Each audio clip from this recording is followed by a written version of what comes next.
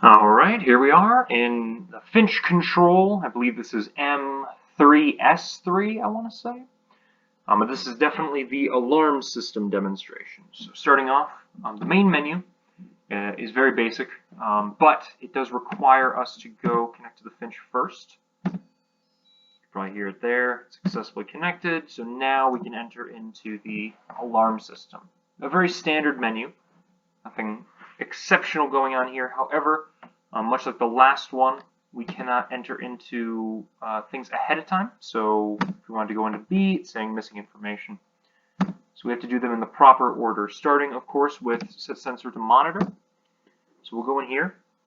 We'll go ahead and start off with temperature. If we enter into that, of course, it says you select the temperature, but just exit us back out. For this demonstration, we're going to say both, but just to emphasize, with that temperature one, it just said temperature and continued on, since there is only one technical sensor to detect. But if we do, let's say, both, what this is going to want us to do is do temperature and light. So then it asks us enter a light sensor to monitor, either the left, the right, or both sensors. We're just going to say both for the sake of ease. You selected sensor both. So we can go out of there, and now we can continue on with the range type. Going into here, it'll give us a little message that you've decided to measure both temperature and light. And it has told us starting with temperature. So it's going to ask us for two things, specifically enter a range to monitor, and it said it's starting with temperature. So we'll just go ahead and say a maximum temperature. And we'll go ahead and say a minimum light. There we are. So now both of those are set. We can continue on to min-max threshold. So now, again, you've decided to monitor both temperature and light. We'll need to start the threshold for both. So continuing on to saying the current temperature value is 21 degrees Celsius. What number would you like to act as the minimum? Or sorry, maximum. And as you may remember, in the previous screen, we said the maximum for the temperature and the minimum for the light. So here, again, it's asking us for maximum. We'll just say 22. And then current light level 51. And of course, because we entered in a minimum, it is asking us for a minimum. That was an absolute nightmare to program, but I'm proud to say that it adds very little to the program, but it's there. So as the minimum, we'll just go ahead and say 30.